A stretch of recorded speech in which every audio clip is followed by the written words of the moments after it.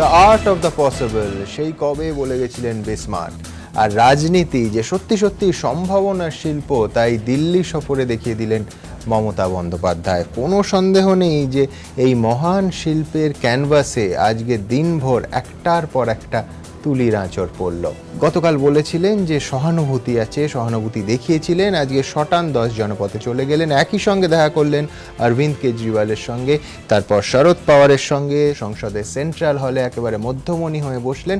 এই গোটা নৈকট্যের সিম্ফনির মাঝে দু একটা ভিন্ন সুর এদিক ওদিক যে বাজেনি তা নয়, কিন্তু কোনো সন্দেহ নেই যে ওই যে বলছিলাম সম্ভাবনার শিল্প, সেই সম্ভাবনার শিল্প গোটা দিন ধরে পল্লবিত হয়েছে। আর তাই নিয়ে আমাদের এই বিশেষ পর্ব, আমাদের এখনকার বিষয়। 3 বছর পর 10 জনপথে মুখোমুখি সোনিয়া মমতা, সাক্ষাৎ পাওয়ার কেজরিওয়ালের সঙ্গেও। বিজেপি বিরোধীদের পাশে নিয়ে জোট কৌশলী নেত্রী। আলোচনার জন্য এই মুহূর্তে আমার সঙ্গে আছেন, আমার একদিকে আছেন শিশির বাজোরিয়া বিজেপি নেতা, আছেন রিজু ঘোষাল কংগ্রেস নেতা, অধ্যাপক উদয়ন বন্দ্যোপাধ্যায়। আমার অন্যদিকে রয়েছেন অধ্যাপক দেবনারায়ণ সরকার, আছেন সিপিএম নেতা চয়ন ভট্টাচার্য, অধ্যাপক মহিদুল ইসলাম। ওদের কাছে যাব, কিন্তু আমাদের এই রাজ্যের ক্ষেত্রে অত্যন্ত গুরুত্বপূর্ণ, সন্দেহ নেই, সোনিয়া এবং মমতা বন্দ্যোপাধ্যায়ের বৈঠক। দেখুন, মাঝে 3টে বছর, ফের 10 জনপথে মমতা বন্দ্যোপাধ্যায়, ফের কংগ্রেস সভানেত্রীর সঙ্গে সাক্ষাৎ তৃণমূল নেত্রীর। বুধবার সন্ধ্যায় সোনিয়া গান্ধীর বাসভবনে যান মমতা বন্দ্যোপাধ্যায়। মিনিট 10 কথা হয় দুজনের মধ্যে। বৈঠক শেষে মুখ্যমন্ত্রী দাবি করেন রাজনীতি নয়, শুধুমাত্র কংগ্রেস সভানেত্রীকে জন্মদিনের শুভেচ্ছা জানাতেই তার 10 জনপথে আসা। It is today her birthday, and I know her from the beginning, and also I said that take care about health and all. She's all right. She's okay. She's in a good mood. এমনকি কংগ্রেসের সঙ্গে তার জোটের সম্ভাবনা নিয়ে প্রশ্ন করা হলেও জবাব এড়িয়ে যান Mamata Bandyopadhyay. Any possibility of an alliance with Congress? সাংবাদিকদের প্রশ্নের মুখে তৃণমূল নেত্রী জোটের প্রসঙ্গ এড়িয়ে গেলেও মোদী সরকারের বিরুদ্ধে প্রতিহিংসার রাজনীতি করার অভিযোগে বুধবার সংসদে দিনভর কংগ্রেস তৃণমূল যুগলবন্দি চোখে পড়েছে। आप ऐसा डरा नहीं सकते, तो सीबीआई केस डालकर एनफोर्समेंट डायरेक्टर को भेजकर रेड कराकर अगर विपक्ष को डराना चाहते हैं तो कोई विपक्ष यहाँ डरता नहीं। दूसरी चीज, सिर्फ मेरे पार्टी के लिए नहीं बोल रहा हूँ, सारे अपोजिशन के ऊपर भी ऐसा हो रहा है। उनको दबाने की कोशिश कर रही, टीएमसी के ऊपर भी हुआ। We all know our responsibility. We all would want the house to run, but when there is open political vendetta, when there is open political vendetta, not only here, all across the country, sir, what are we left to do?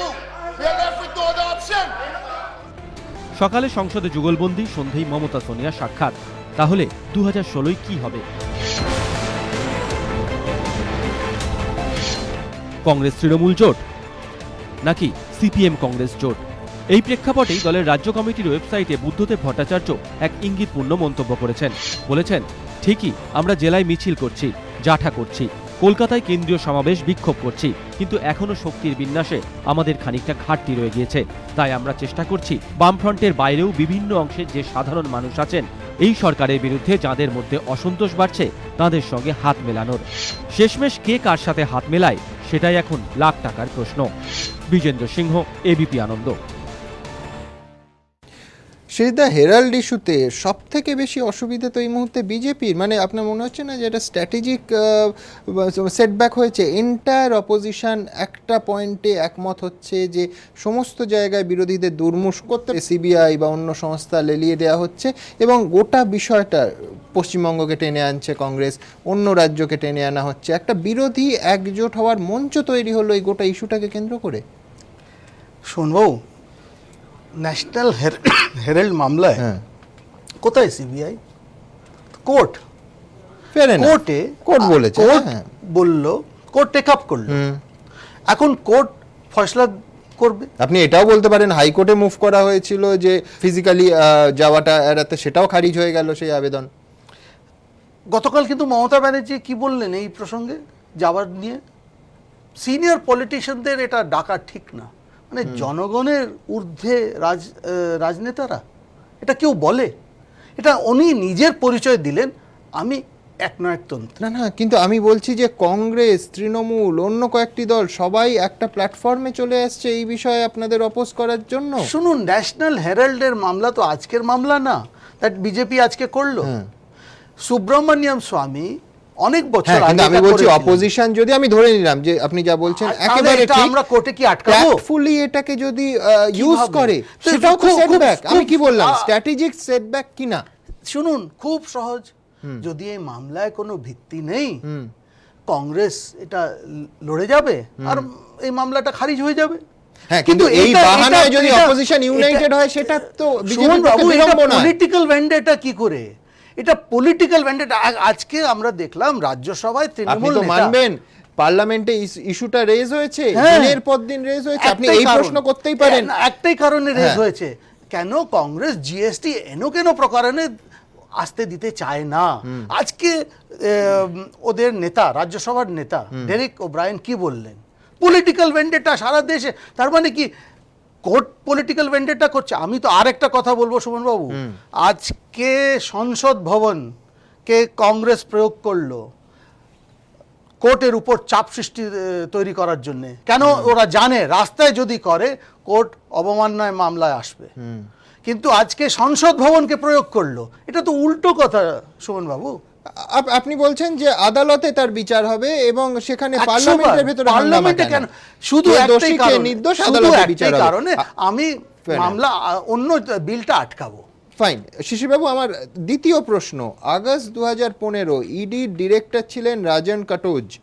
Sonia রাহুলের বিরুদ্ধে কোনো case দাঁড়াচ্ছে না, তিনি প্রাক্তন IAS, তিনি এটা বললেন। সেখান থেকে তিনি সরে গেলেন, আইপিএস এলেন কার্নাল সিং, নতুন ডিরেক্টর ইডির। তিনি কেসটা রিওপেন করলেন, মামলা শুরু হলো। বিজেপি বিরোধীরা প্রত্যেকে বলছেন যে পলিটিক্যাল ভেন্ডেটার এর থেকে বড় উদাহরণ তো হয় না। একটা যখন মামলা শুরু হয়, আমি আপনাকে একটা স্মরণ করে দিই। হ্যাঁ 25 সেপ্টেম্বর 2013 হ্যাঁ মমতা ব্যানার্জি কি বলেছিলেন? এই দুর্নীতিগ্রস্ত কংগ্রেস সরকার আমার উপর সিবিআই এর চাপ দিচ্ছে, মমতা দিদি বলেছিলেন। আজকে কোথায় গেলেন? আজকে 10 জন পথে পা দিলেন তো। দেখুন, যখন একটা মামলা ওঠে তখন যার বিরুদ্ধে ওঠে একই কথা বলে, পলিটিক্যাল ভেন্ডেটা, আমার উপর চাপ সৃষ্টি Fine, তৈরি করার জন্য political হচ্ছে। vendetta একেবারেই নয়, আদালতের ব্যাপার, সংসদ অচল হচ্ছে কেন? দেবনারায়ণ বাবু। না, শিশিরবাবু কতগুলো কথা বললেন। মমতা ব্যানার্জি কালকে কি বলেছিলেন? এত বছর রাজনীতি করার পর যদি কাউকে আদালতে হাজিরা দিতে হয় তাহলে খুবই অস্বস্তি হয়, আমারও খারাপ লাগছে। কেন? দেখুন, না অস্বস্তি কথাটা বলাতে কেন? যদি না সাধারণ জনগণ না, যেতে আপনি পারে। যে কথাটা বললেন খারাপটাকে, এতদিন রাজনীতি করলে যদি আদালতে যেতে হয় তাকে অস্বস্তি হতেই পারে সবার ক্ষেত্রে, এটা প্রশ্ন না। তাহলে এর সঙ্গে মমতা ব্যানার্জি খারাপটা কি বললেন? নাম্বার 1। আর একটা কথা বলছেন, এই যে সমস্যাটা কি, কেসটা তুললো কে? এই যে কেসটা, এই যে ন্যাশনাল হেরাল্ড ব্যাপারটা, কারণ হ্যাঁ মমতা ব্যানার্জি আগেও বলেছে ঠিকই, তখন বলতো কংগ্রেস ব্যুরো অফ ইনভেস্টিগেশন, এখন হচ্ছে বিজেপি ব্যুরো অফ ইনভেস্টিগেশন। কিন্তু সত্যি খাঁচার তোতাবাকে কে বলেছিল? এই কোর্টই বলেছিল। কেন বলেছিল? আজকেও এই কথাটা তো যদি আপনি বলেন যে এটা ঠিক না, এটা রাজনৈতিক বক্তব্য, কিন্তু সিবিআইকে যে যখন পাচ্ছে তখন মমতা ব্যানার্জি পরেও বলেছে যে আমি তখন ভেবেছিলাম, কিন্তু পরে এই সরকারকে দেখছি না, অস্বীকার করে লাভ নেই, ওরা তো নিজেও বলছে এটা তো সিবিআই এর কেস না। না সিবিআই এর কেস বল না, সিবিআই কাকে কি ইনকোয়ারি করতে দেবে? না মমতা না, কাবে সিবিআই ইনকোয়ারি করতে? উনি যে সিবিআই এর কথা বলছেন, সিবিআই প্রশ্নটা তো তাই, একটা কেসকে যখন সরকার কি করে, আগে কি করে? এটা ইডি। হ্যাঁ ইডি, যাই হোক না কেন, ইডি সিবিআই সবকিছুই তো কার আন্ডারে? ED CBI is control by the central government. না সিবিআই, আরে কারে ইডি কে? ইডি কাকে কন্ট্রোল করছে? মানে আপনি একটা জিনিস মনে করেন, এটা বারবার গোপাল গান্ধী বলেছিল, যদি সিবিআই থাকতে হয় থাকুক, কিন্তু রাইট টু ইনফরমেশন রাখতে হবে। সুমন, কিন্তু right ভালো to লাগছে আজকে information শুনে। রাইট টু আজকে ইনফরমেশন সিবিআই সত্যনারায়ণ বাবুর গলায় না ট্রান্সপারেন্ট নয়, defense না আমার আছে। ডিফারেন্স নয়, কংগ্রেস না উনি ডিপার্টমেন্ট অফ ডায়েটেটিক্স, না আমি সেই কথাটা বলিনি। না রাইট টু ইনফরমেশন থাকতে হবে, সেটাই হচ্ছে, কিন্তু সেটা নেই সিবিআই।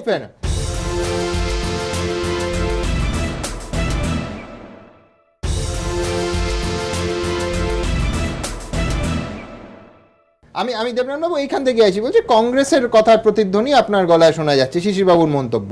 সিপিএম নেতারা মোহাম্মদ সেলিম যেমন বলছেন যে তৃণমূল আসলে সিঁদুরে মেঘ দেখছে, সারদা মামলায় তৃণমূল নেতৃত্বকে আদালতে সমন করতে পারে, সেই জন্য আগে ভাগে তারা নেমে পড়েছেন।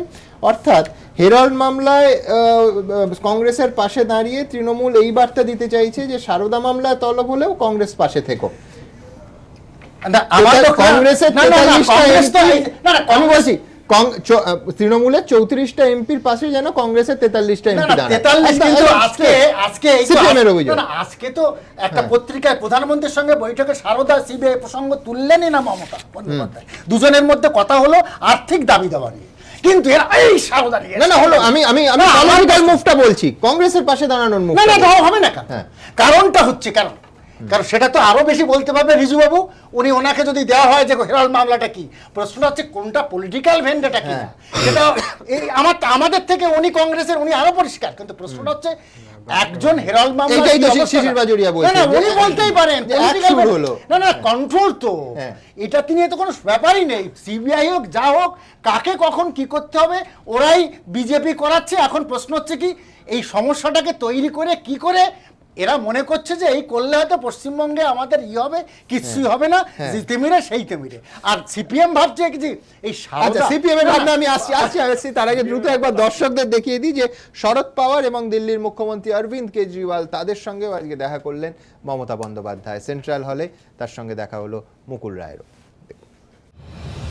2016 বিধানসভা নির্বাচনে কংগ্রেসের সঙ্গে জোট এবং 2019 লোকসভা ভোটে মোদী বিরোধী যুক্তরাষ্ট্রীয় জোট। বিধানসভা নির্বাচনের আগে সম্ভবত শেষবার দীর্ঘ রাজধানী সফরে গিয়ে এভাবেই কি দুপথই খোলা রাখলেন মমতা বন্দ্যোপাধ্যায়? সে কারণেই কি 10 জানুয়ারিতে গিয়ে সোনিয়া গান্ধীর সঙ্গে দেখা করার আগে এনসিপি প্রধান শরদ পাওয়ার এবং আম আদমি পার্টির প্রধান অরবিন্দ কেজরিওয়ালের সঙ্গেও দেখা করলেন তৃণমূল নেত্রী?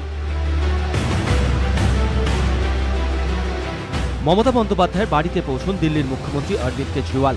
মমতার গাড়িতে চড়েই দুজনে রওনা হন সংসদ ভবনের উদ্দেশ্যে। একই গাড়িতে চড়ে সংসদ ভবনে ঢোকেন দুই মুখ্যমন্ত্রী।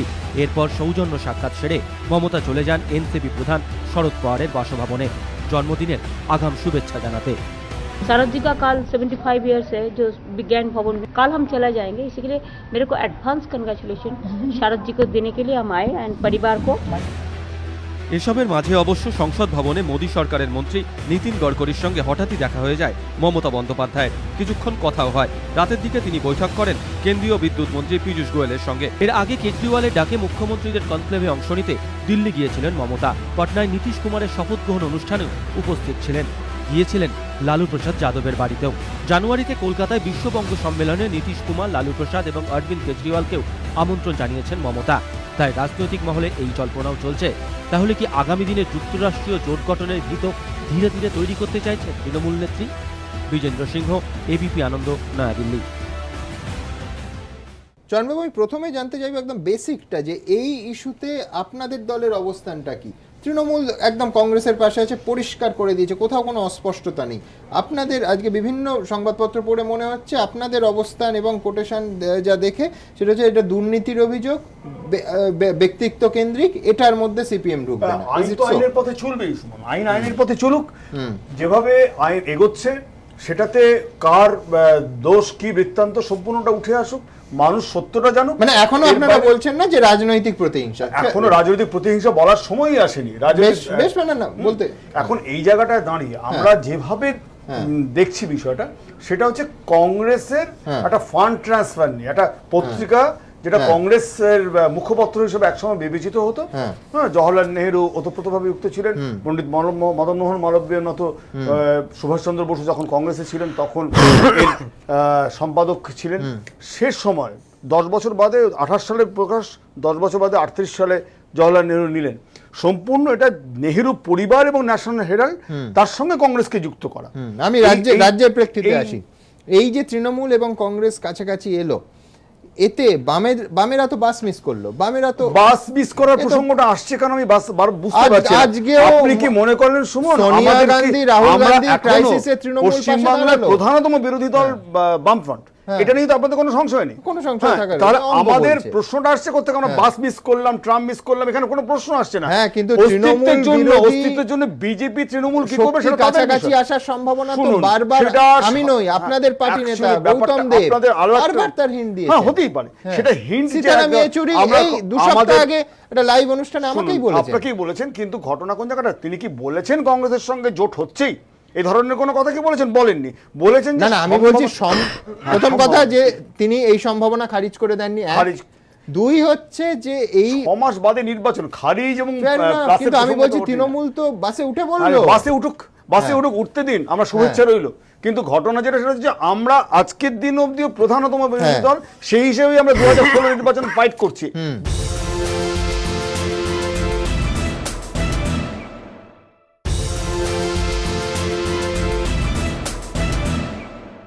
দুই, সেটা হচ্ছে যে অন্য যে রাজনৈতিক দলের কথা বলছেন তারা তাদের অস্তিত্বের জন্য কি করবেন, রাজনৈতিক সমর্থন ধরে রাখার জন্য কি করবেন, সেটা তাদের বিষয়। কিন্তু এটা ঘটনা, একটা প্রয়োজনীয়তা অবশ্যই রয়েছে।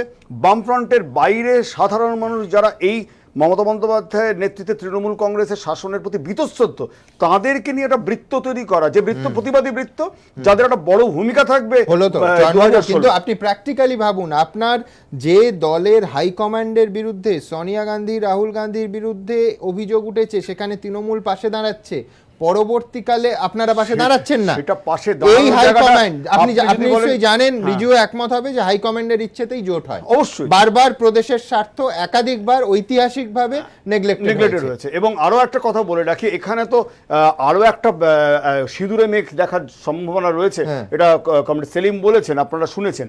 সেটা হচ্ছে যে সিবিআই হাত বাড়িয়ে রেখেছে, ইন্টারোগেশনের সময় চলে আসছে, আজকেও কালকেও যে কোনো দিন আরো 2-3 জন বড় মাথাকে ডাকা হবে। সে কারণে একটা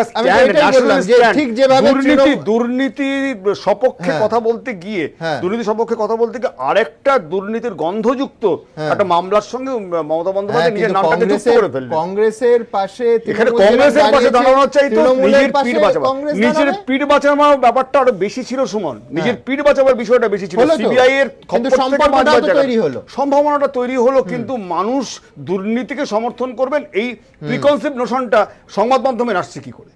মানুষ দুর্নীতিকে সমর্থন করবে কি, এই প্রশ্নটা আমি তুলছি। দুর্নীতিকে সমর্থন করবে। আমি বলছি রিজু, রাজনৈতিক প্রতিহিংসার কথা এতদিন মমতা বন্দ্যোপাধ্যায় বলছিলেন, এখন জাতীয় স্তরে কংগ্রেস সবার আগে সেইটা বলছে এবং মমতা বন্দ্যোপাধ্যায়কে রেফার করছে। কালকে আমরা দেখিয়েছি 3 জন প্রবীণ নেতা বলেছেন, আজকেও মল্লিকার্জুন খাড়গে রিপিট করেছেন, আবার পশ্চিমবঙ্গের রেফারেন্স দিয়েছেন, তৃণমূলের রেফারেন্স দিয়েছেন। তো এইটা তো মমতা বন্দ্যোপাধ্যায়ের ইস্যুটাই একটা ব্রডার প্ল্যাটফর্ম পেল। প্রথম কথা হচ্ছে যে পলিটিক্যাল ভেন্ডেটার পয়েন্টটা আমি এক এক করে আসি, যেহেতু কংগ্রেস সম্পর্কিত ব্যাপার আমি আশা করি একটু বেশি সময় পাবো। প্রথম কথা হচ্ছে যে পলিটিক্যাল ভেন্ডেটার তো ডেফিনেটলি তার প্রথম কারণ, একটা কোম্পানির এগেনস্টে যদি কোনো অপরাধ প্রবণতা বা অপরাধমূলক ঘটনা ঘটে, তার বিরুদ্ধে কারা কারা কমপ্লেন করতে পারে। 4 রকম লোক আছে কোম্পানি আইনে সিদ্ধ। একজন হচ্ছে প্রমোটার, যাদের নাম প্রসপেক্টাসে আছে, শেয়ার হোল্ডার, একজন ক্রেডিটার কিংবা একজন কন্ট্রিবিউটারি। সুব্রমণিয়াম স্বামী এই 4 জনের মধ্যে কেউই নন।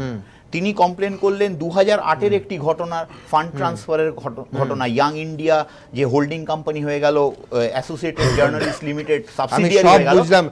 আমি বলছি এটা আদালতে বললেন না, নিম্ন আদালত এবং তারপর হাইকোর্টে। না, কে বলেছে আদালতে বলা হয়নি? ফিজিক্যাল অ্যাপিয়ারেন্স না করার আর্জিটাও খারিজ হয়ে গেল। না, এখানে কিভাবে খারিজ হলো? এই আমি বুঝলাম, কিন্তু আমি বলছি এই আর্গুমেন্টটা তো কোর্টে দেওয়ার কথা ছিল। এই আর্গুমেন্ট কোর্টে হয়েছে, সেই জন্য তো ব্ল্যাঙ্কেট ইনজাংশনটা ছিল। গতকালকে মামলাটা লিস্টেই ছিল না, গতকালকে মামলাটাকে সকালবেলা 10:30টায় মেনশন করা হয়। আপনি আমার থেকে ভালো নিঃসন্দেহে অবজারভেশনটা দেখেছেন। হাইকোর্ট পরিষ্কার বলেছে যে প্রাইমা ফেসিতে ক্রিমিনাল ইন্টেনশন আছে, সেই জন্য খারিজ করা হচ্ছে। এই শব্দবন্ধ কোর্ট ব্যবহার করেছে। প্রাইমা ফেসি ভিউটা ফাইনাল নয় তো, কিন্তু আমি বলছি ক্রিমিনাল ইন্টেনশন কথাটা আদালতে মাননীয় বিচারপতি ব্যবহার করেছেন। কখন বলছে?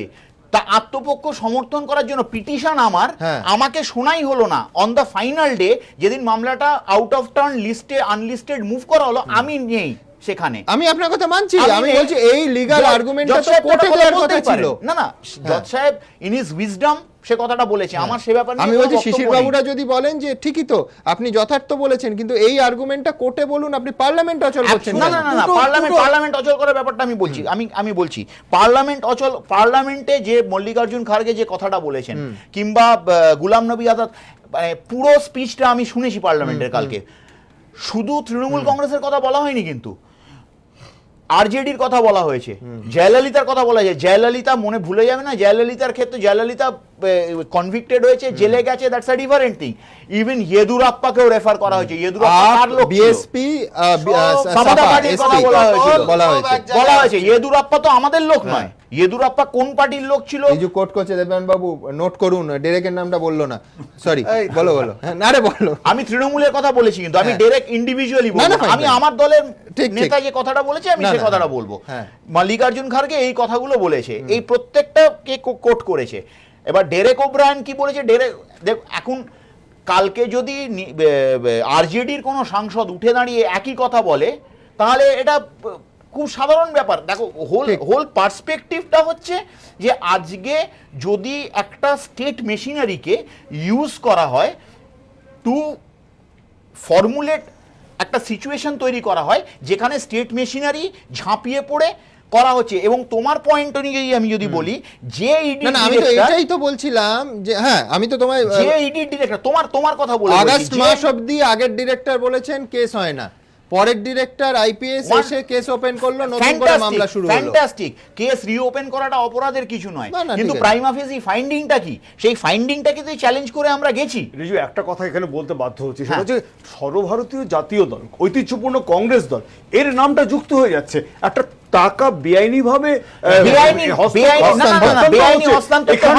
এখানটা দাঁড়িয়ে রিজু, সারা ভারতবর্ষের মানুষ কিন্তু এটা জানতে চাইছে। আমরা বলতে চাইছি, সেই জন্যই আমি এবিপি আনন্দের মাধ্যমে আমি কথা বলতে চাইছি। ডেকেছে, এটা কিন্তু একটা বড় চন্দা, hear me out for 40 seconds, sorry 40 seconds. আমি বলছি, আমরা বলতে চাই দুটো পয়েন্ট। একটা হচ্ছে, যেহেতু কংগ্রেসের মাউথপিস হিসেবে ব্যবহার করতো প্রি ইন্ডিপেন্ডেন্স টাইমে, এআইসিসির একটা রেজলিউশন আছে এবং সেই রেজলিউশনের বেসিসে টাকা দেওয়া হয়েছে, এবং এটা কোনো ক্রিমিনাল অফেন্স নয়। কারণ আমি যদি টাকা দিই, একটা পলিটিক্যাল পার্টিও যদি কোনো কোম্পানিতে ইনভেস্ট করে, সে কন্ট্রিবিউটর হিসেবে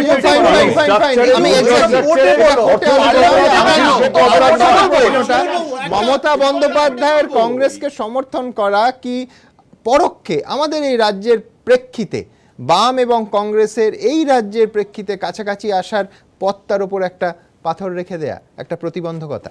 দেখুন, 2 বা 4 নয়, ছক্কা, একটা মাস্টার স্ট্রোক আর বাউন্ডারির বাইরে বল। ন্যাশনাল হেরাল্ড ইস্যুতে মমতা বন্দ্যোপাধ্যায়ের সোনিয়া গান্ধীর পাশে দাঁড়ানোকে অনেকে এভাবেই ব্যাখ্যা করছেন। किसी को पर्सनल अपीयरेंस देना, ये भी एक इतना दिन पॉलिटिक्स करने का बाद एक दिक्कत का बात तो होता है। मेरे को भी बुरा लगा। কিন্তু কেন এটা মাস্টার স্ট্রোক? কারণ রাজনৈতিক পর্যবেক্ষকদের মতে কংগ্রেস মানেই গাঁধী পরিবার, আর সেই পরিবারের 2 সদস্যের নাম মামলায় জড়িয়ে যাওয়ায় উদ্বিগ্ন গোটা দল। আর এহেন মুহূর্তে কংগ্রেসের হাত শক্ত করতে মমতার এগিয়ে আসা মানে কংগ্রেসের কাছে যেন দুঃসময়ে পরম বন্ধুর পাশে দাঁড়ানো। আর তাই এই মমতার বিরুদ্ধেই কি আর কংগ্রেসের পক্ষে সিপিএম এর সঙ্গে জোট বেঁধে লড়া সম্ভব হবে? প্রশ্ন রাজনৈতিক মহলে। পর্যবেক্ষকদের একাংশের বক্তব্য, আগামী দিনে তৃণমূলের সঙ্গে কংগ্রেসের জোট হবে কিনা তা এখনই বলা সম্ভব নয়। তবে সোনিয়ার পাশে দাঁড়িয়ে মমতা কংগ্রেসের সঙ্গে সিপিএম এর জোট জল্পনাকে অঙ্কুরেই বিনাশ করলেন, দিলেন মাস্টার স্ট্রোক। এবিপি আনন্দ।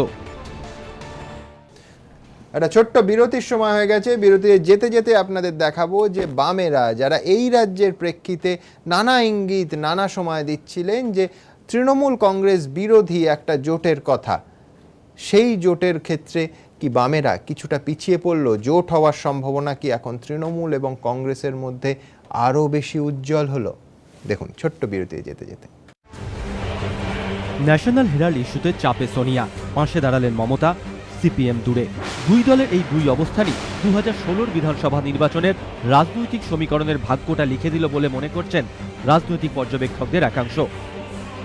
এক লহমায় মমতা কংগ্রেসের কাছে চলে এলেন আর সিপিএম দূরে চলে গেল। তৃণমূলকে আটকাতে প্রথমবার রাজ্যে কংগ্রেসের সঙ্গে সিপিএম এর জোট বাঁধার জল্পনা বেশ কিছুদিন ধরেই চলছে। খোদ সিপিএম এর সাধারণ সম্পাদকও সেই সম্ভাবনা পুরোপুরি খারিজ করে দেননি।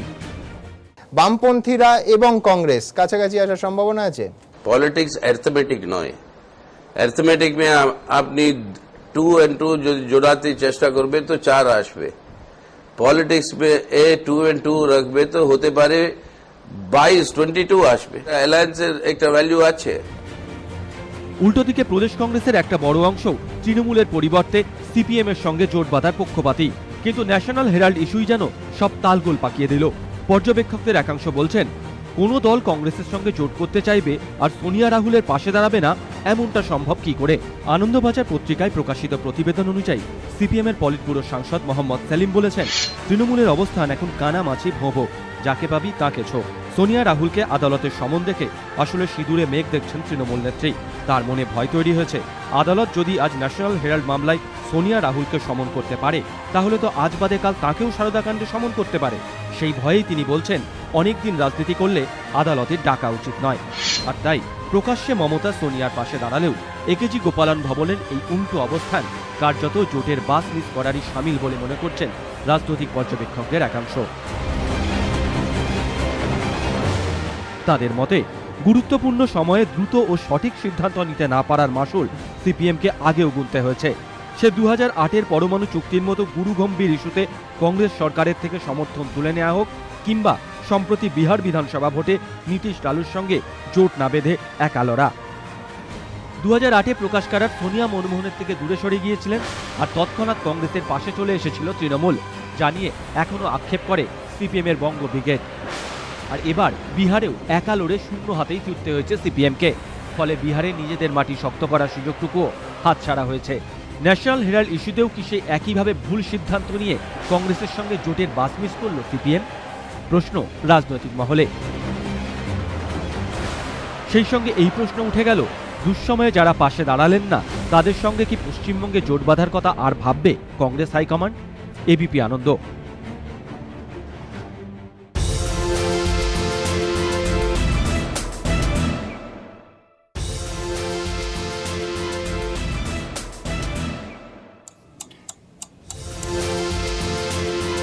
সংসদে হঠাৎ দেখা মুকুল রায়ের সঙ্গে মমতা বন্দ্যোপাধ্যায়ের সৌজন্য বিনিময় হলো, আর পার্থ চট্টোপাধ্যায় তার প্রতিক্রিয়াও দিলেন কলকাতায়। দেখুন। सुबह का भूला शाम को घर लौटा है, उसे भूला नहीं कहते। বলিউডের বহু ছবিতে ব্যবহৃত এই হিন্দি প্রবাদ বাক্যই কি মুকুল রায়ের ক্ষেত্রেও প্রযোজ্য হতে চলেছে? এই হিন্দি প্রবাদের বাংলা তর্জমা করলে দাঁড়ায়, সকালে কেউ ঘর ছেড়ে চলে গেলেও সে যদি বিকেলে ফিরে আসে তাকে গৃহত্যাগী বলা যায় না। আর মুকুল রায়ের ক্ষেত্রে এই প্রবাদ প্রযোজ্য হবে কিনা সেই প্রশ্ন উঠছে, কারণ বুধবার সংসদের সেন্ট্রাল হলে মমতা বন্দ্যোপাধ্যায়ের সঙ্গে মুকুল রায়ের সাক্ষাৎ, যা ঘিরেই জল্পনা তুঙ্গে। তাহলে কি একদা ঘনিষ্ঠ সহযোগী ফের ঘুরে ফিরে সেই মমতা বন্দ্যোপাধ্যায়ের কাছেই ফিরতে চলেছেন? বুধবার সকালে সংসদের সেন্ট্রাল হলে তখন দলের অন্যান্য সাংসদের সঙ্গে বসে তৃণমূল নেত্রী। প্রধানমন্ত্রীর দপ্তর থেকে বেরোনোর সময় সেন্ট্রাল হলে মমতাকে বসে থাকতে দেখে নিজেই এগিয়ে যান মুকুল। মমতা বলেন, কেমন আছো মুকুল? উত্তরে মুকুল জানান, ভালো আছি। পাল্টা মমতা কেমন আছেন তা জানতে চান মুকুল। উত্তরে তৃণমূল নেত্রী বলেন, ভালো। এরপর মমতার সঙ্গে বসে থাকা এক তৃণমূল সাংসদ তাঁদের সঙ্গে বসতে বলেন মুকুলকে, কিন্তু মুকুল চলে যান। এরপরই রাজনৈতিক মহলে প্রশ্ন উঠছে, তাহলে কি মমতা মুকুল সম্পর্কের বরফ গলতে চলেছে? এ প্রসঙ্গেই সম্প্রতি মুকুল রায়ের ছেলের একটি তাৎপর্যপূর্ণ মন্তব্যের কথা অনেকেরই মনে পড়ে যাচ্ছে। মমতা ব্যানার্জির জন্য এটা আমার ব্যক্তিগত ইচ্ছা, মুকুল রায় আবার দলের হাতে চলে আসুক। আনন্দবাজার পত্রিকায় প্রকাশিত খবর অনুযায়ী সম্প্রতি মুকুল ঘনিষ্ঠ টিএমসিপি নেতা সুজিত শ্যামকে ঠাঁই দেওয়া হয়েছে কলকাতা পুরসভার 5 নম্বর বড়র ছাত্র যুব উৎসব কমিটিতে। আর এক মুকুল ঘনিষ্ঠ শিউলি সাহার সাসপেনশনও প্রত্যাহার করে নিয়েছে তৃণমূল নেতৃত্ব, যা ঘিরেও তৈরি হয়েছে জল্পনা। প্রশ্ন উঠেছে, এগুলো কি ফের মুকুলের মমতার কাছাকাছি আসার ইঙ্গিত? এমনকি সম্প্রতি সংসদের সেন্ট্রাল হলেও তৃণমূল সাংসদদের সঙ্গে স্যুপ খেতে দেখা যায় মুকুল রায়কে। এই পরিস্থিতিতে দিল্লিতে মমতা মুকুল সাক্ষাৎ এবং সৌজন্য বিনিময়, তাহলে কি বিধানসভা ভোটের আগে গলছে বড়? তৈরি নয়া জল্পনা। যদিও তৃণমূলের প্রাক্তন সর্বভারতীয় সাধারণ সম্পাদকের বক্তব্য, এটা সৌজন্য সাক্ষাৎ, এর পেছনে কোনো কারণ খোঁজা উচিত নয়। তৃণমূল শীর্ষ নেতৃত্বও এই সাক্ষাৎকে সৌজন্য বলেই দাবি করছে। সে তো বুদ্ধবাবু আমাকে জিজ্ঞেস করতেন কেমন আছেন পার্থ, তাদেরকে আমি সিপিএমে চলে যেতাম। আর মুকুল তো আমাদের রাজ্যের এখনো পর্যন্ত লিখিত রাজ্যসভার সংসদ। কুশল বিনিময় আর রাজনীতি দুটো এক নয়, আর কুশল বিনিময় এমন লোকের সাথে করলেন তিনি তো আমাদের ছেড়ে যাননি। কিন্তু মুকুল কিংবা পার্থ যতই বলুন না কেন, সারদা কাণ্ডে মুকুল রায়কে সিবিআই জেরার পর থেকে তার সঙ্গে মমতা বন্দ্যোপাধ্যায়ের দূরত্বের খবর বারবার প্রকাশ্যে এসেছে। একের পর এক দলের সব পথ খুইয়ে এখন তৃণমূলের ব্যাক বেঞ্চার মুকুল। কিন্তু তাৎপর্যপূর্ণ বিষয় হলো এখনো আনুষ্ঠানিকভাবে দল ছাড়েননি মুকুল, নতুন দলও গড়েননি। তার ছেলেও নিয়মিতভাবে তৃণমূলের সব অনুষ্ঠানেই থাকছেন। আর তাই সংসদে তার সঙ্গে মমতার সাক্ষাৎ রাজনৈতিক মহলে ফের বরফ গলার জল্পনা উস্কে দিল। বিজেন্দ্র সিংহ, এবিপি আনন্দ, নয়াদিল্লি।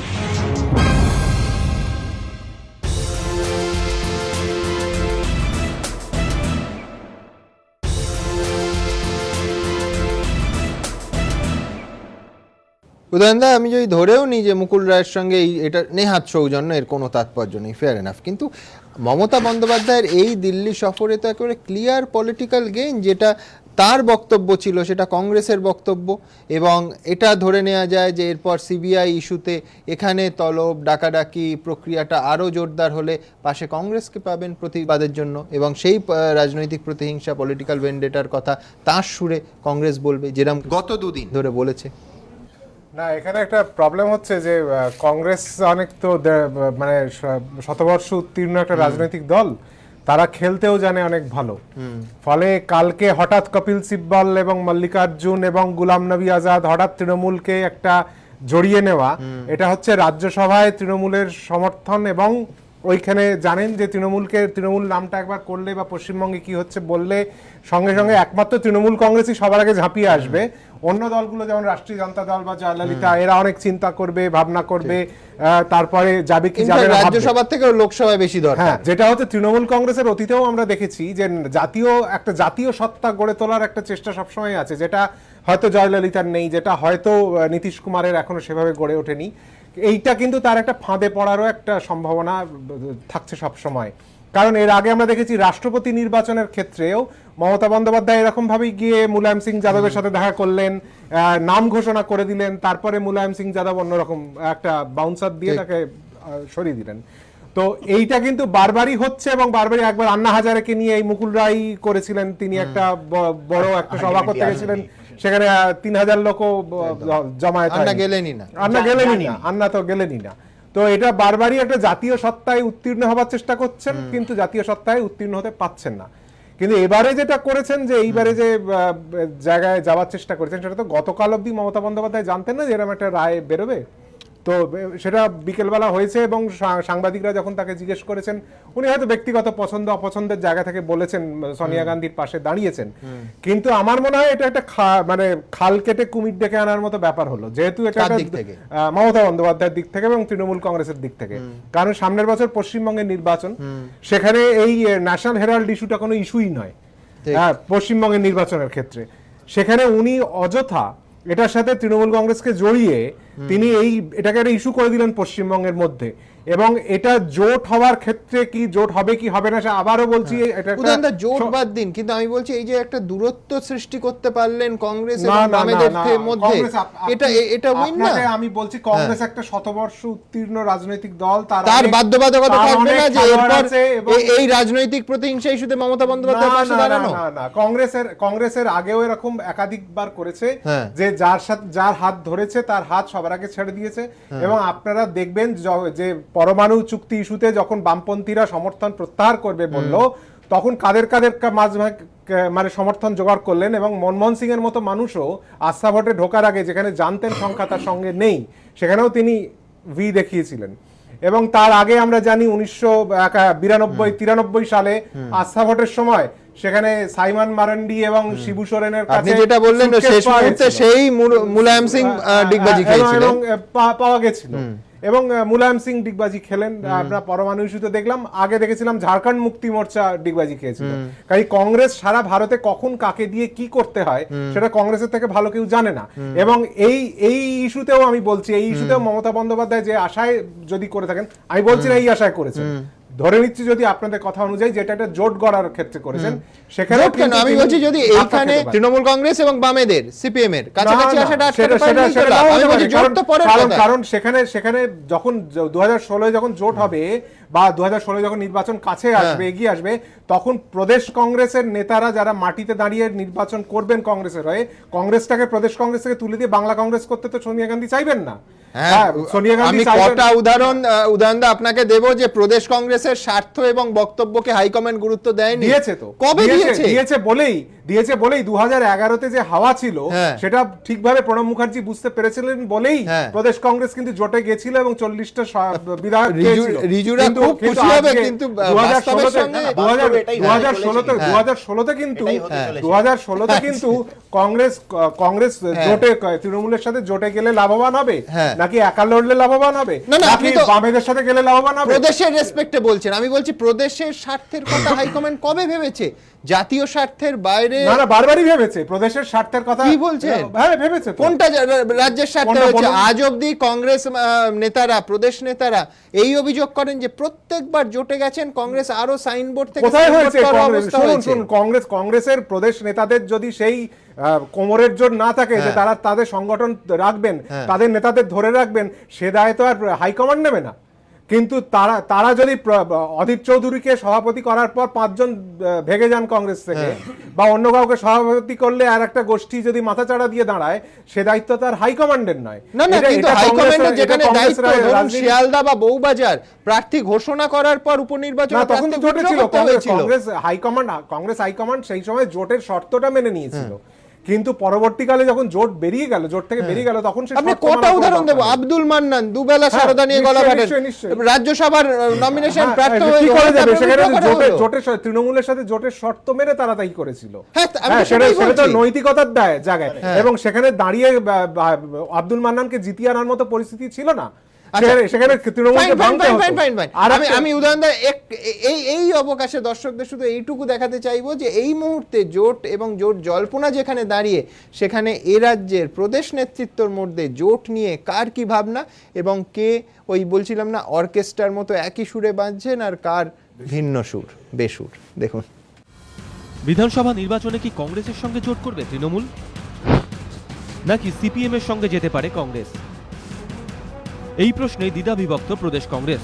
সম্প্রতি রাজ্যের দায়িত্বপ্রাপ্ত কংগ্রেসের সাধারণ সম্পাদক সিপি যোশীর সঙ্গে বৈঠকে অধিকাংশ জেলা সভাপতি তৃণমূল নয় সিপিএম এর সঙ্গে জোটের পক্ষে সওয়াল করেছেন।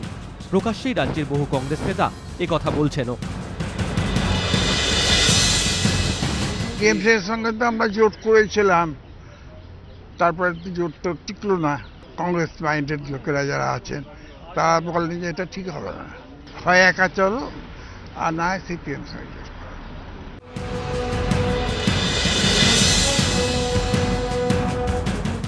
তৃণমূল কংগ্রেসের সঙ্গে কংগ্রেস কোনো জোট করে, সেটা হবে আত্মহত্যার সামিল হবে কংগ্রেসের।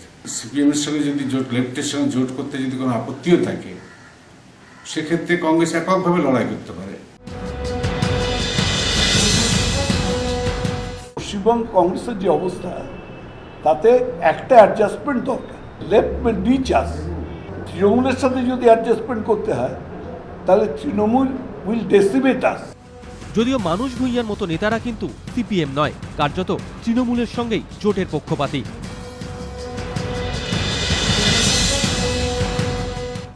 আমি মনে করি Trinamool Congress is a nationalist party. Indian national কংগ্রেসের কাছে ন্যাশনালিস্ট সেকুলার পার্টি তো অ্যাকসেপ্টেড। প্রদেশ কংগ্রেসের প্রাক্তন সভাপতি প্রদীপ ভট্টাচার্য জোটের পক্ষপাতী, কিন্তু কোন দলের সঙ্গে তা স্পষ্ট করেননি। অ্যাডজাস্টমেন্ট হতেই পারে, বামপন্থীদের সঙ্গেও অনেক কথাবার্তা চলেছে, তৃণমূলের সঙ্গেও দু একজন কথাবার্তা যে বলেননি তা নয়, কিন্তু সেরকম এখনো পর্যন্ত ফাইনাল একটা জায়গায় আমরা পৌঁছতে পারিনি। সিপিএম বা তৃণমূল কোনো দিকেই নয়, একলা চলার পক্ষে, এমন কংগ্রেস নেতাও রয়েছেন।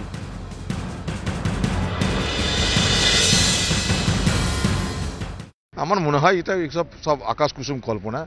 কংগ্রেস আমার উপর, আমি প্রদেশ সভাপতি, আমার উপর কংগ্রেসের ম্যান্ডেট, কংগ্রেস দলকে শক্তিশালী করতে হবে। আমাকে কেউ কখনো বলেনি যে তৃণমূলের সঙ্গে হাত ধরতে হবে কি সিপিএম এর সঙ্গে হাত ধরতে হবে। আমি এখনো মনে করি যে আমাদের একা লড়া উচিত, যেহেতু বামেরও আমরা 35 বছর বিরোধিতা করেছি এবং তৃণমূলেরও আমরা বিরোধিতা করছি, তৃণমূল স্তরে যারা কংগ্রেস কর্মী তাদের মনোভাব বা তাদের সাংগঠনিক শক্তিটাকে অটুট রাখতে হয় বাংলায়, তাহলে আমাদের একা লড়াই উচিত। যদিও প্রদেশ কংগ্রেস নেতৃত্ব ভালো করেই জানে চূড়ান্ত সিদ্ধান্ত নেবে হাইকমান্ডই, তাই নিজেদের মতামত জানালেও দিল্লির দিকেই তাকিয়ে সবাই। এবিপি আনন্দ। আমার একটা কথা আছে উদয়ন বাবুর সঙ্গে। আমি 2010-এর কলকাতা পৌরসভার ইলেকশনে কিন্তু কংগ্রেস কিন্তু আলাদা লড়েছিল, কি পেয়েছিল? কলকাতা পৌরসভার ইলেকশনে শুনুন, উদয়নবাবু ঠিকই বলেছেন, যা কংগ্রেসের এই দক্ষিণবঙ্গের জায়গাটা মানে একেবারেই জিরো। ওরা শুধুমাত্র এই টিভিতে আতে আর মানে নিজের পার্টি অফিসে। কংগ্রেসে সেই না। হ্যাঁ, অধীর চৌধুরীর একটা অস্তিত্ব অবশ্যই আছে এবং মালদা যেতে কিছুটা আপনি বলছেন কিন্তু না এছাড়া এরা সব হচ্ছে কাগুজে বাঘ। এরা সমস্ত, সেটা উদয়নবাবু ঠিক কথা বলেছে। কেন 2010-এ পৌরসভা ইলেকশনে দাঁড়িয়ে কি করেছে? সুতরাং কংগ্রেসের অস্তিত্বকে বাঁচাতে গেলে ওরা সত্যি, কিন্তু ওরা যদি এমন দাঁড়ায়ও, যদি সেপারেট হয়েও দাঁড়ায়, কংগ্রেসের যে কটা 40টা সিট 20টা সিটও থাকবে না। যদি কিছু অধীর চৌধুরী কিছু পায় 20, 25, 30টা, আর সব কাগুজে বাঘ। এরা এখানেই বলছে। এবারও দাঁড়িয়েছিল তো, উত্তরবঙ্গে তো বড় বড় নেতাও দাঁড়িয়েছিল। কি হয়তো ওম প্রকাশ বাবু দাঁড়িয়েছিল, কত ভোট পেয়েছিল? না, উত্তরবঙ্গে তো ভোটটা খারাপ বলেনি কেউ। উত্তরবঙ্গে দাঁড়িয়েছিল কবট। সুতরাং এরা কাগুজে বাঘ, এরা চাচ্ছে আগে অস্তিত্ব আছে কিনা। উদয়নবাবু ঠিক কথা বলেছেন, কংগ্রেসের দক্ষিণবঙ্গে অস্তিত্ব ছিল। এই জায়গাটা না, আপনি আমার বক্তব্য আমি বলছি। আমি খুব খুশি হয়েছি কথাটা শুনে। একদম জোট করবেন না আমাদের সঙ্গে। আমি তো বলিনি, আমাদের অস্তিত্ব একদম আমি সমর্থক। Thank you very much. Thank you please করবেন না। আমরা প্রাণে বাঁচবো। যারা কংগ্রেস গুলো করে করবেন না, অতীত থেকে কিছু করে বলে তারা আছে, আপনাদের জন্য কংগ্রেসের লোক নেই। অতীত থেকে ট্র্যাডিশনালি কংগ্রেস করে বলে তারা কিছু লোক ছাড়তে পারছে না। আপনাদের জন্য কংগ্রেস নেই, আপনাদের বেজই নেই, কংগ্রেসের বেজই নেই। এবার তুমি আপনি অনুমতি দিচ্ছেন? তুমি বলো, আমি ওনার কথাটা তুমি তোমার মতো। দেখুন, 3টে পার্ট আছে আজকে পুরো এতে। একটা হচ্ছে তৃণমূলের পার্ট, একটা কংগ্রেসের পার্ট, একটা সিপিএম এর পার্ট। তৃণমূলের যদি দিক দিয়ে আপনি দেখেন, তৃণমূল হচ্ছে যবে থেকে তৃণমূল দলটা হয়েছে 1998 সাল থেকে, তারপরে প্রত্যেকটা বিধানসভায় তারা কোনো না কোনো কারোর সঙ্গে একটা জোট করেছে। 2001 সালে তারা কংগ্রেসের সঙ্গে জোট করেছে, 2006 সালে বিজেপির সঙ্গে জোট করেছে এবং 2011 সালে তারা কংগ্রেসের সঙ্গে জোট করেছে। এবং মাত্র 3 বছর আগে তারা কংগ্রেসের জোটটা ছেড়েছে। এবং এই যে আজকে সৌজন্য সাক্ষাৎকার বলছে, এবং মমতা বন্দ্যোপাধ্যায়ের মতো এরকম একটা কৌশলী রাজনীতিবিদ, তিনি জানেন কোথায় কি কথাটা বলতে হয়, এবং উনি বললেন যে আমার খারাপ লেগেছে এরকম একটা এতে, এবং তারপর চলে গেলেন তারপরের দিয়েতে। এটা কিন্তু কাইন্ড অফ মানে ব্রিজটাকে একটু বিল্ড করার একটা প্রচেষ্টা।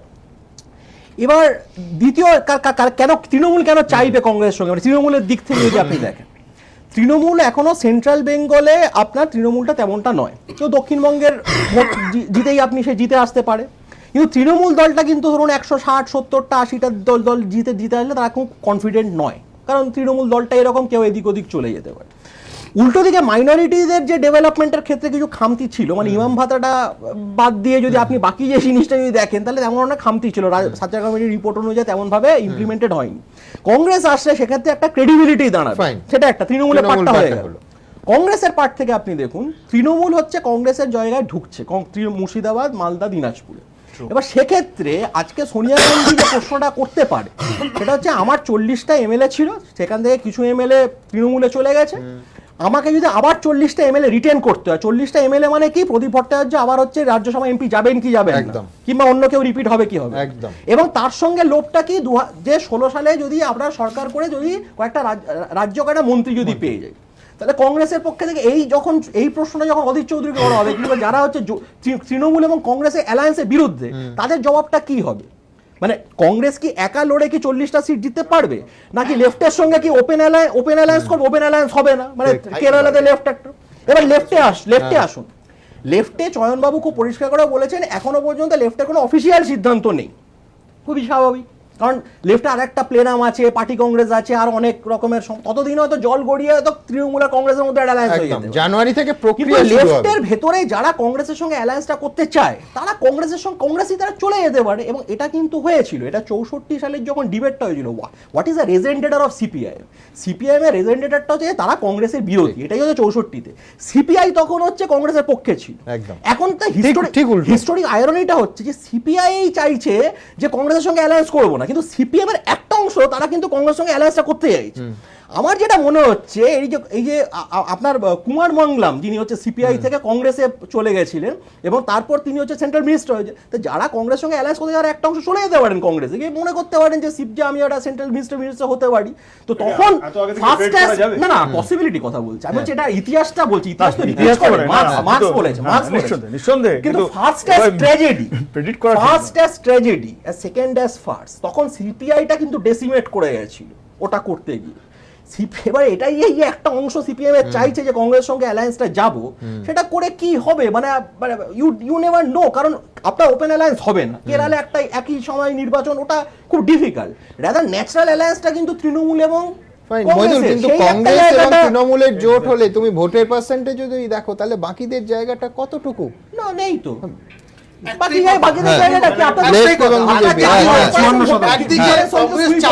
কেন রাজ পরিবার চাপে, একদিকে তৃণমূল নেত্রী নিজের চাপে, সারদায় এই জোট, এটা হচ্ছে একেবারে দুর্নীতির, এবং সারদা না এটা হচ্ছে দুর্নীতির কথা। শিশিরবাবু আমি এখানে আসছে যে এই যে প্রাক্তন মুখ্যমন্ত্রী বলছেন যে ডিস্ট্রিক্টে আমাদের এখন কিছু উইকনেস আছে, এই উইকনেসটা আসছে কোথা থেকে?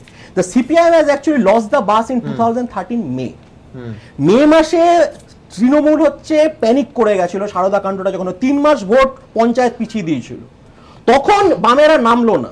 আপনি ভাবুন মমতা বন্দ্যোপাধ্যায় যদি বিরোধী দলনেত্রী হতেন, গোটা প্রত্যেকটা নির্বাচন একটা ইস্যুতেই হতো, আপনার লোকসভার নির্বাচন, পঞ্চায়েত নির্বাচন, এই বিধানসভা একটা ইস্যু। আজকে ইস্যুটা কি? না না, ও যে কথাটা বলছে ওর বক্তব্য, কিন্তু আমার প্রশ্ন হচ্ছে কি সিপিএম এর এখন একটা অংশ হচ্ছে কি 4.5 বছর ক্ষমতার বাইরে কোনোভাবে জিততে হবে, যে গৌতম বাবু থেকে আরম্ভ করে আমি তো বলছি কি ছিল মানে কি হয়েছিল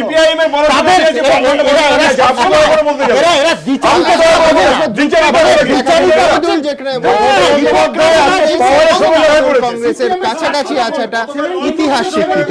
দেখুন, কথায় আছে রাজনীতির চড়াই উতরায়ে সব সম্পর্কই ভঙ্গুর, আজ যে বন্ধু কালই সেই সবচেয়ে বড় শত্রু। কিন্তু এর মাঝে এমনও কিছু সম্পর্ক আছে যা কালের প্রহার সহ্য করেও অবিচল রয়ে গিয়েছে। সমস্যা এসেছে, বিবাদ হয়েছে, কিন্তু সম্পর্ক শেষ হয়নি, ঠিক যেমনটা হয়েছে গান্ধী পরিবার এবং মমতা বন্দ্যোপাধ্যায়ের ক্ষেত্রে। সম্পর্কের শুরুটা হয়েছিল 8-এর দশকে, যখন লড়াকু মমতার কাঁধে যুব কংগ্রেসের দায়িত্ব তুলে দিয়েছিলেন রাজীব গান্ধী। প্রিয়রঞ্জন দাশমুন্সী, সোমেন মিত্রর মতো বড় বড় নাম থাকা সত্ত্বেও সিপিএম এর বিরুদ্ধে সংগ্রামকে গতি দিতে মমতার উপরই ভরসা করেছিলেন রাজীব। গান্ধী পরিবার ঘনিষ্ঠদের অনেকেই বলেন মমতা ছিলেন রাজীবের স্নেহের পাত্রী, তাকে কেন্দ্রে মন্ত্রী করেছিলেন রাজীব। রাজীব গান্ধীর হাত ধরেই যুব নেত্রী থেকে জননেত্রী হয়ে ওঠার যাত্রা শুরু করেন মমতা বন্দ্যোপাধ্যায়। পরবর্তীকালে কংগ্রেস ছেড়ে বেরিয়ে এলেও রাজীব গান্ধীর অবদান ভোলেননি মমতা। বারবারই তার মুখে শোনা গিয়েছে প্রয়াত প্রধানমন্ত্রীর নাম। রাজীবজির পরিবারের সাথে একটা ব্যক্তিগত সম্পর্ক তো একটা থাকেই, ব্যক্তিগত সম্পর্ক চিরকালই, মানে যতদিন থেকে রাজীবজিকে চিনি, ইভেন রাজীবজির মৃত্যুর পরেও আমি যখন প্রথম দিল্লিতে গিয়েছিলাম, এমনকি যেদিন আমি মন্ত্রী হয়েছিলাম ভারতবর্ষে, সেদিনও আমি যখন মন্ত্রিত্বের নাম ডাকছিল আমি কিন্তু তখন রাজীবজির বাড়িতে বসেছিলাম। রাজীবজির বাড়ির সাথে আমার একটা সম্পর্ক আছে এবং গান্ধী নেহরু পরিবারকে আমরা ভালোবাসি, আমরা মর্যাদা দিই, সম্মান করি। নানা সময় রাজীব গান্ধীর অবদানের কথা স্মরণ করিয়ে দিতেও পিছপা হননি তৃণমূল নেত্রী। I think if I remember correctly, at the time of Sham Pitoda, Rajiv Gandhi's time, the mobile, the computer, the science network, the broadband network, all they started. আজও নিয়ম করে রাজীব গান্ধীর জন্মদিনে টুইট করতে দেখা যায় তাকে। রাজীবের পর তার স্ত্রী তথা কংগ্রেস সভানেত্রী সোনিয়া গান্ধীর সঙ্গেও সুসম্পর্ক তৈরি হয় মমতার। শুনিয়া যে ব্যক্তিগতভাবে আমাকে চিরকালই স্নেহ করেন বা একটা বরাবরই একটা স্নেহ ভালোবাসা আছে, সেটা আমরাও সম্মান করি তাকে তার মতো। সম্প্রতি বিহারে নীতিশ কুমারের শপথ গ্রহণ অনুষ্ঠানে মমতা রাহুলের এই ছবি জল্পনা আরও উস্কে দেয়। রাহুল সম্পর্কেও নানা সময় নিজের মতামত জানিয়েছেন মমতা। ওরা পলিটিক্স শুরুই করে ওদের এআইসিসি জেনারেল সেক্রেটারি। আরে শুরু করেছে, ওদের করতে তো দিন, আগে তো পলিটিক্সটা জানতে হবে। করুন, ভালো করে করুক, আমাদের আশীর্বাদ দেন। নরসিংহ রাও থেকে ইউপিএ 2 কংগ্রেস নেতৃত্বাধীন 2 সরকারেরই মন্ত্রী ছিলেন মমতা বন্দ্যোপাধ্যায়। তবে সম্পর্কের এই যাত্রাপথে খুশির সঙ্গে গমও এসেছে। কিন্তু ছায়ার পর এবার রৌদ্র, ফের সন্ধির আগমনী 2 শিবিরে। তবে শেষ পর্যন্ত সন্ধি হবে কিনা তা অবশ্য সময়ই বলবে। এবিপি আনন্দ। আমাদের এই পর্বের সময় এখানেই শেষ, কিন্তু এই সম্ভাবনার শিল্পে অর্থাৎ রাজনীতিতে, বিশেষ করে এই মুহূর্তে রাজধানীতে যা চলছে আমাদের নজর থাকবে। ভালো থাকবেন সবাই।